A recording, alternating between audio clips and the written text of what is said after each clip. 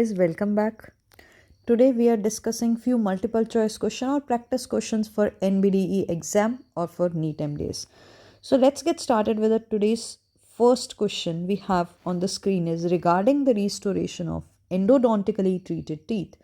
All of the following are generally believed to be true except. So we have to rule out the exception any false statement. All the statement as you can see are regarding the post and the core. So the option A, we have a major disadvantage of the post or dovels is that it doesn't reinforce the tooth structure, in fact it weakens it. This statement is correct. The post is going to be providing the retention to the core. So here which we put in the tooth is the post we have. So as you can appreciate, this is the post, and on top of that we fill the tooth with a restorative material, that is the core. So you can also call the post as dovels. Second, option B, we have all the poster designs are predisposed to leakage. That is also a correct option. C, we have at least 4 millimeter of gutta percha should be remained to preserve the apical seal. Yes, in the apical seal, we have to keep at least 4 millimeters of the gutta percha.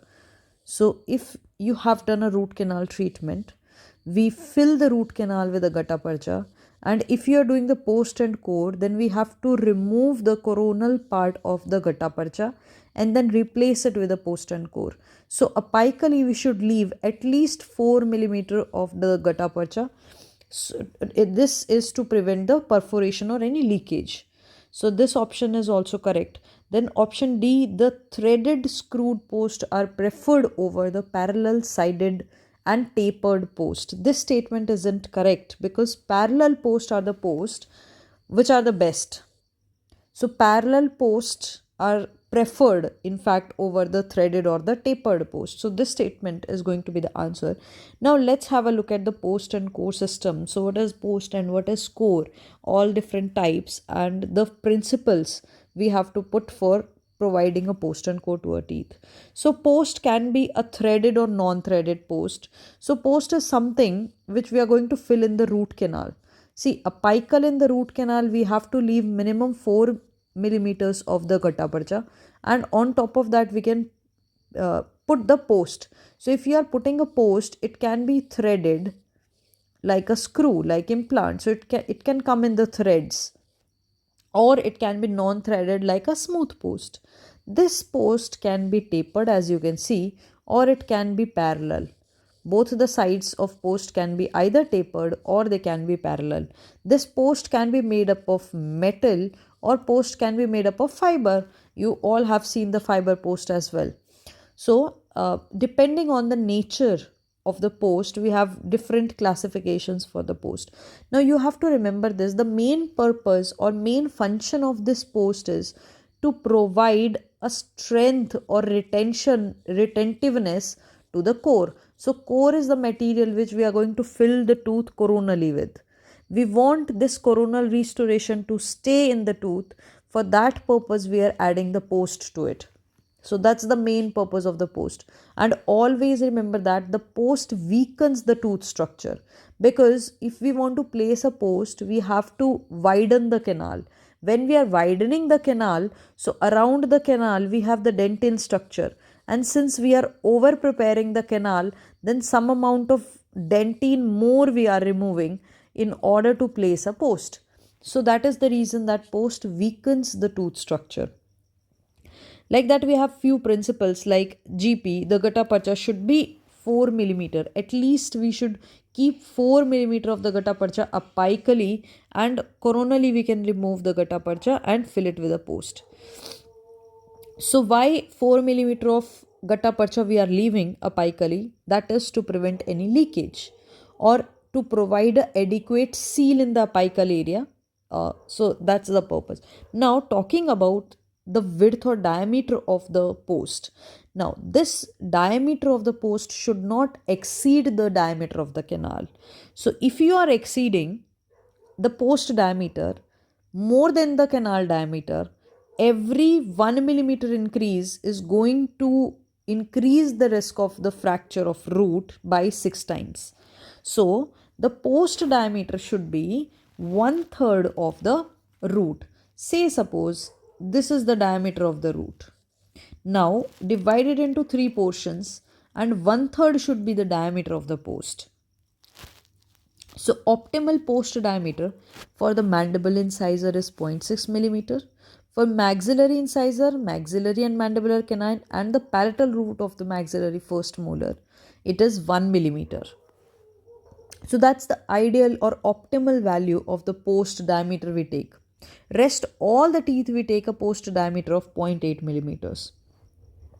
And always remember 2 millimeter of the circumferential ferrule is what we keep. So if you can see, this is the part of the ferrule. That's the part of the tooth structure. So if you can see, this is the ferrule which we keep, that is 2 millimeters. At least all around the teeth. That is the circumferential. That means all around the teeth. Also remember that the post height. So the height of the post which we are going to put, it should be more than the height of the crown. Say suppose the height of the crown is x millimeters, then the height of the post is y millimeters. So always y millimeter should be greater than the x millimeter, and at least 7 millimeter of the post you should take, and you shouldn't exceed more than 7 millimeters apically. We are talking about from the base of the pulp chamber, or you can say the origin of the root canal. We are measuring it from the origin of the root canal or base of the pulp chamber. So that is a few important points which we have covered, that at least 4 millimeter of gutta percha should be placed apically. We should keep this 4 millimeter of the gutta percha in the canal. Rest of the gutta percha, which is whatever is coronal, we can remove it, and at least minimum 4 millimeter, because it is going to provide a apical seal, or it is going to prevent a leakage. So that's the purpose of keeping at least or minimum of 4 millimeters of gutta percha apically.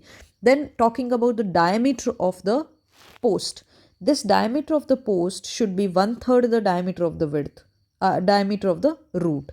So the diameter of the post is going to be 1/3 of the width of the root. And if you are exceeding this post diameter more than 1/3 of the root, every 1 millimeter increase is going to increase the risk of chances of having a root fracture by 6 times. So if you increase, say suppose 1/3 of the root diameter comes like 5 millimeter. So if you increase by 1 millimeter, that means if you are putting a post of 6 millimeter of width having 1/3 value of 5 millimeter, so if you are increasing 1 millimeter or over 1/3 of the root, that is going to increase the chance by 6 times for the root fracture. And if you see the types of the post, we have metal post, which is made up of a metal, non-metallic like fiber post. So if you see some non-metallic post, these non-metallic post are going to resist the breaking and deformation. So the main purpose why we are using it, because they have a good resistance for permanent deformation or breaking. That means if we are using a metal post, then there are decreased chances of having a root fracture. Sound tissue should be at least 1.5 millimeter. We are talking about ferrule, at least 1.5 millimeters circumferentially, and it should not be used if there is insufficient sound tooth structure. Non-metallic posts are not going to reflect metal, so that's the reason that they have more aesthetic than a metallic post. Say suppose if you are putting a metal post inside a canal, then sometime what happens, this metal reflects as a blackish hue. Since we are using a non-metallic post, then the discoloration due to the metal post cannot be visible. That means it's more aesthetic, except for the C fiber post, because C fiber post, if we are talking about, they are unaesthetic and they give dark color because of the carbon content. So non-metallic posts are easier to remove, and they are prefabricated non-metallic post, which we use most commonly among the non-metallic. So all the prefabricated are the one which we use mostly when we are talking about the non-metallic. Coming to zirconia, one of the non-metallic post, zirconia has got a high strength, but the zirconia is brittle, so it can also lead to a root fracture and it is very difficult to remove. Though zirconia has got high modulus of elasticity. Talking about the ceramic, again, ceramic and amalgam are the two materials which we study are brittle material.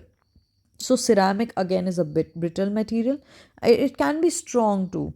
Can lead to, if it is strong, can lead to the root fracture, and it's very difficult to remove a ceramic post. Then we have fiber reinforced resin as a non-metallic post also. This fiber reinforced, as the name suggests, there are going to be the fiberglass as well as we have the resin matrix. So in the fiber reinforced resin post, which is a non-metallic post, it contains carbon fiber, fiberglass, and also the resin. So we have woven polyethylene ribbon reinforced composite. Now the main disadvantage of fiber reinforced resin is that, say suppose this is a fiber reinforced resin post. So what happens, these fibers of this fiber reinforced resin can fray. Like if you have seen a toothbrush, after some time it frays, right, if you don't replace it. So like that, the fibers can fray, and that's the main disadvantage of the fiber reinforced resin non-metallic post. Now another non-metallic post we have is the carbon fiber post, and as I've told you, non-metallic posts are usually generally aesthetic. They are very aesthetic because no metal is displaying. But apart from the carbon fiber, we are talking about all are aesthetic. Carbon fiber, because of the carbon content, it is unaesthetic, as it can shine through the tooth, so it gives a dark color hue to the tooth. Carbon fiber is very unaesthetic, and the carbon fibers has very little deformation, and also it can absorb and transfer the forces to the dentine. Talking about another non-metallic post we have is the glass fiber post, or you can say the fiberglass post. Now these fiberglass post or glass fiber post are brittle than ceramic, so they easily break as compared to the ceramic. Also, because of the unidirectional fibers, the fibers going only in the one direction, in this post they are very strongest, and these fiber bundles are very difficult to produce while manufacturing, as it requires infiltration and wetting with a resin. Also, during the process of manufacturing, during a glass fiber post, it can leave voids on the surface of the fiber, and these voids can weaken the structure of the glass fiber post. These are few known metallic posts we have covered: zirconia, ceramic, fiber reinforced, carbon fiber, and glass fiber post. And remember that the carbon fiber is the one which is unaesthetic.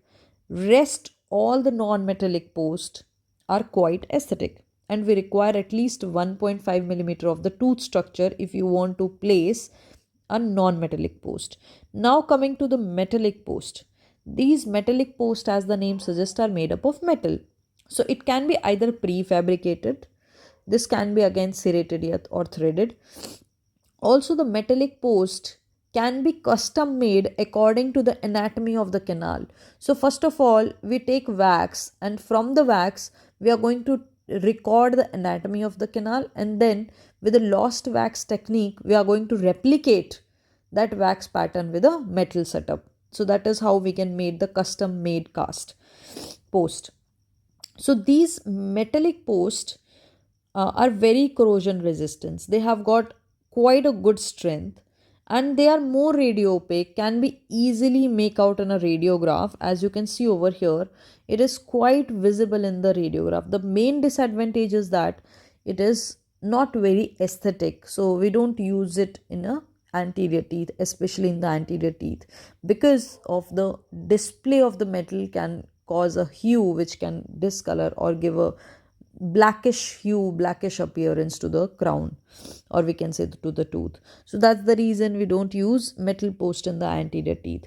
If you see, the metal post again can be either custom made or already prefabricated, or if you can see, these can have the serrations or the threads, like as you have seen in the implant also. So the same like implant, if you have seen a screw like that, so these are the serrated or the threaded post, which you can make out in the x-ray or the radiograph.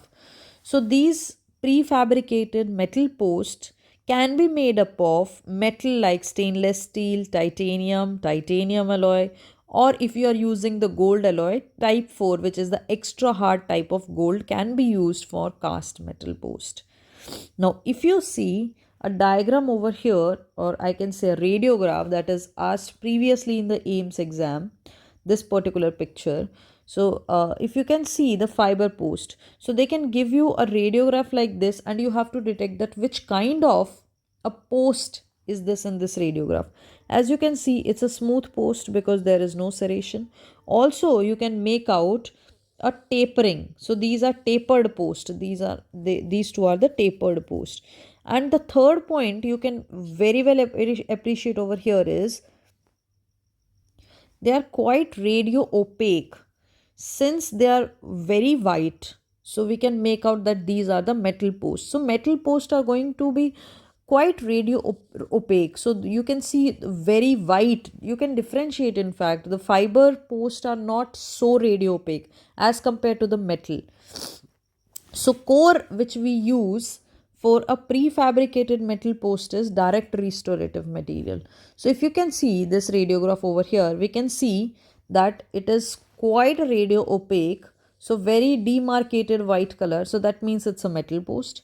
And on this metal you can see the serrations, so you can see that's a cast threaded post in the radiograph. Again, all these radiograph they can give you for an image based question, and they can ask you which kind of post is this. So the threaded post, see guys, we have the threaded post. The another one are the smooth post. As you can see over here in this radiograph, we have a smooth post, and in this radiograph we have the threaded post. So threaded post are going to make threads in the dentine. So that means it is going to produce much force on the dentine, and that's the reason that threaded post, since we are threading it so very tightly, we are packing it in the canal, it has got higher risk for the root fracture, and that's the reason we don't recommend much for the threaded post, and that's the reason we go for the smooth post better than the threaded one. Now talking about two types of post, the parallel post or the tapered post. So parallel post are the post on which the two sides are parallel to each other, while on the other hand the tapered posts are going to be tapering. So tapered posts are less retentive as compared to the parallel post, because parallel posts are going to fit nicely into the canal, but tapered posts are going to be very loose. So that is the reason I'm telling this, that it is least retentive. Also, there are increased chances of root fracture if we compare it with a parallel post, because the concentration of the stresses for the tapered post are at the apical level, or we can say at the post or core junction. So junction between the post and the core is where these tapered forces generate more of the stresses. If you see the parallel post, both the sides are parallel, and but the canal is going tapering, right? See, canal is tapered like this, but we are putting a straight post in this canal, so these posts are more retentive and they have got less chances for the root fracture. Concentration of stresses are very less, and that's the reason that this parallel post are the best post which are used as the post and core system. So best preferred post are the parallel posts. You have to remember this because it is asked sometimes in the questions, or it can be asked, since the concentration of stresses are apically on the posterior aspect. So if they have given you option like in the parallel post also, they have given either cemented parallel or screwed parallel, that means with the serrations. So cemented parallel are going to have less chances for the apical root fracture as compared with the threaded one. Threaded or screwed are going to put more forces, and we know that it can generate more forces on the root, and that's the reason they have got more potential for the root fracture. So the best one post we can say is the cemented, or we can say smooth parallel post are the best posts to be used. So now coming back to the question again, it says that the threaded screw posts are preferred over the parallel sided and the tapered post. That this option isn't correct, because parallel sided posts are the best, not the threaded. In fact the threaded posts are the worst, because there is increased chance of having a root fracture. Now coming to the similar kind of question with a neat pattern. So all are true regarding the post and core, except post should be placed in the primary roots, palatal root of the maxillary molar, and distal root of the mandibular molar. Okay, we have to understand this point first, that if there is one canal, or we can say a one root, then we are going to put that post in one root. But what if it is a molar teeth? Then what if we have more than one canal? Then which canal we are going to put the post? So we always put the post in the primary root, that is the maxillary molars we use the palatal root, mandibular molars we use the distal root. So you can also remember from the bull, like these are the cusp which we are going to trim, right? If so, occlusal adjustment also happen in these cusp. For buccal cusp for upper, and lower it is lingual. So also these are the cusp which we are going to study during the adjustment when we are doing occlusal adjustment. So if you see, rest both the cusp, that means the parietal cusp or of the maxillary molar is the functional cusp, and we are placing these post in the functional root. So palatal root of the maxillary molar is the functional root, and we know buccal cusp of the mandibular molars are the functional cusp. So mandibular molar, the distal root are the one which we put the post for the rooted teeth. So coming to the next point, option B should not be used or should not be extended more than 7 millimeter apical to the origin of the root canal in the base of the chamber. So yes, it's correct. Then the option C, we have each millimeter of increase beyond the 1/3 of the root diameter causes 8-fold increase in the potential of the root fracture. Now, if you remember, what we have studied over here is not the 8-fold, in fact, it's 6-fold, 6 times. So, up to 1/3 of the canal diameter, say, of the diameter, we can use the post. So, post diameter should be at least 1/3 of the root diameter. If it is more than 1/3, then every 1 millimeter is going to increase by 6 times or 6 folds. So we have to find out the exception over here. So exception to this is option C, each millimeter of increase beyond the 1/3 of the root diameter causes actually 6 times the fold increase in the potential for root fracture. Then have a look at the option D. Optimal post diameter measurements have been determined to be about 0.6 millimeter for the mandibular incisor. Now, if you remember the optimal post diameter, if we see all the teeth except we have mandibular incisor. For mandibular incisor, the optimal post diameter is 0.6 millimeters. But if you see the maxillary incisors, maxillary mandibular canine, and the palatal root of the maxillary first molar, it is 1 millimeter, and rest all the teeth have the optimal diameter of 0.8 millimeters. So it is again asking optimal diameter for the mandibular incisor, it is 0.6 millimeter, and what we have studied is for the mandibular incisor, it is 0.6 millimeter. For maxillary and mandibular canine, maxillary incisors, and also the palatal root of the maxillary first molar, we use up to 1 millimeter. Rest all the teeth, we use a post diameter of 0.8 millimeter. So coming to the next question, which of the following is generally believed to be the cause of internal resorption of a tooth? Active orthodontic treatment, periodontitis with a deep infrabony pockets, inflammation due to infected crown pulp, and dentoalveolar abscess. So internal resorption, which is also known as the pink tooth of mummery because the tooth appears pink. So pink tooth is another name for internal resorption, and pink disease is something which is related to the mercury poisoning, in which the skin color is pinkish. So that's the difference between a pink tooth or a pink skin that is in the mercury poisoning. So talking about the internal resorption, wherein there is resorption inside the canal.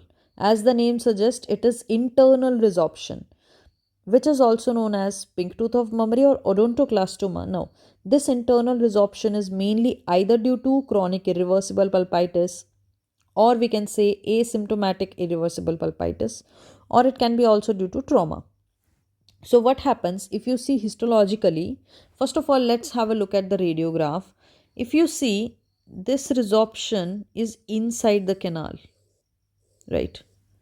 If the resorption is outside the canal, then we call it the external resorption. Since it is inside, we call it the internal resorption. Now, if you see histologically, there is granulation tissue with a multinucleated giant cell, and coronal to this granulation tissue, we find the necrotic or dead pulp.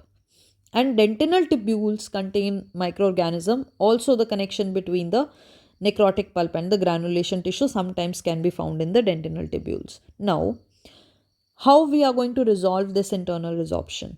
So, chemically, we can dissolve the resorption as well as the vital and necrotic pulp via sodium hypochlorite. So basically we have to do or perform a root canal therapy. For that, the best material which we can use is the MTA. Now earlier we used to use this flowable gutta-percha either in thermoplastic form or the chemically plasticized GP, but now the best material if they ask is the MTA. So MTA, especially white MTA, because white MTA doesn't discolor the tooth. Also, it is going to provide a really good seal. So a proper seal and strength. If MTA is not in the option, then you have to look for the calcium hydroxide. So you perform a pulpectomy, which is basically a root canal therapy, and fill it with the calcium hydroxide. And you are going to do this procedure repeatedly until the defect is resolved. So until the defect is renewed. So that is the internal resorption. Now, if you go back to the question again, which of the following is generally believed to be the cause of internal resorption of a tooth? We know that there are only two causes. Either it is a chronic irreversible pulpitis, asymptomatic, or it can be due to the trauma. So basically, we see granulation tissue with a multinucleated giant cell around which we have the necrotic pulp.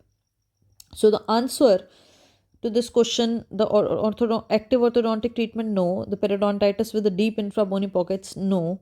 The inflammation due to an infected coronal pulp, this is the answer because of the chronic irreversible pulpitis. Dentoalveolar abscess, no. So the answer is going to be option C, inflammation due to an infected coronal pulp. Now coming to the next question. Which of the following is most commonly used bleaching agent for endodontically teeth? So first of all, let's understand all the bleaching agents so that we can answer this question.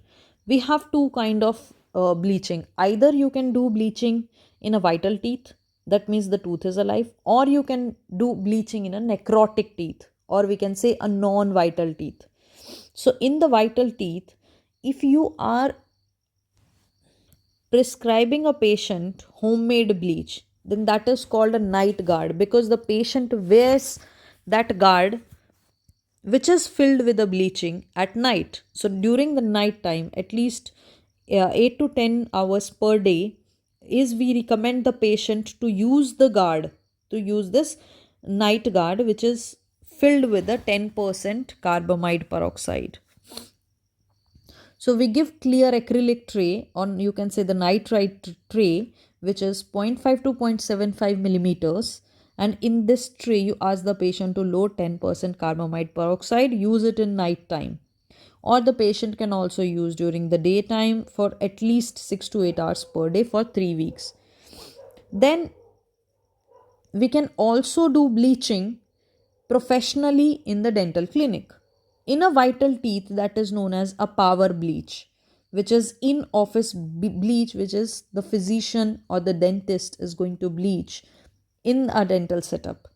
So in this we use thermocatalytic and non-thermocatalytic 30 to 35% hydrogen peroxide. So 30% hydrogen peroxide by weight is we call the superoxole.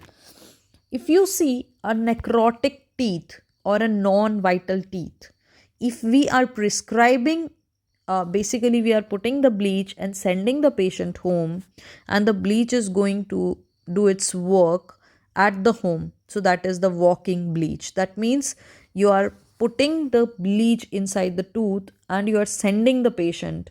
So that is when the patient is walking, the bleach you can see. So that is a walking bleach, which is for non-vital teeth at home. So in the walking bleach, we use the sodium perborate as well as 30% hydrogen peroxide. Remember, 30% hydrogen peroxide is the main bleaching agent, and that is known as superoxole. If it is 30% by weight, 100% by volume, we say. The another one is for non-vital bleaching, if you do in a dental setup using thermocatalytic. So we can say thermocatalytic in-office bleach. In that we use heat activated hydrogen peroxide, 35% hydrogen peroxide. So let's coming back to the question. So also remember one more point I would like to add over here. In the vital bleaching, that is the tooth is vital, after bleaching the patient complains of hypersensitivity, or patient can develop periapical periodontitis. So dentinal hypersensitivity, patient will complain of a sudden pain on having a sharp food item or anything hot or cold. So that is especially to the cold stimulus. So that is dentinal hypersensitivity. Most commonly patient complains after a vital bleaching. Now, they also remember one more important point for the exam point of view is the temperature. So, they sometimes can ask you the safety tolerated temperature for the vital teeth. So, it is 114 to 150 degree Fahrenheit. Now, talking about the non-vital bleaching. So, if you see the non-vital bleaching, that is in a necrotic or the dead pulp, and it causes the cervical resorption of the root. So cervically you will find, say suppose that's a root, on the top of that we have crown, so here we have pulp. So cervical resorption you will start at the cervical area. So this is usually a complication, we can say, for a non-vital bleaching. But you can also reduce the cervical resorption by putting a calcium hydroxide and the water mix. So you can put the sodium perborate along with that calcium hydroxide. Remember, if you put calcium hydroxide or the cavite at the root canal orifice, you can reduce the cervical resorption for non-vital bleaching. So most common complication for the non-vital bleaching is the cervical resorption. Also most certain times asked in the question, complication for a vital bleaching is the dentinal hypersensitivity, hypersensitive response.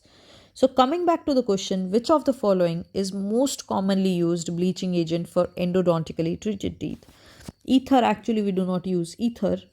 Superoxole is 30% hydrogen peroxide by weight, and that is something which actually we use for a bleaching agent for endodontically treated teeth. That means we are talking about a non-vital teeth.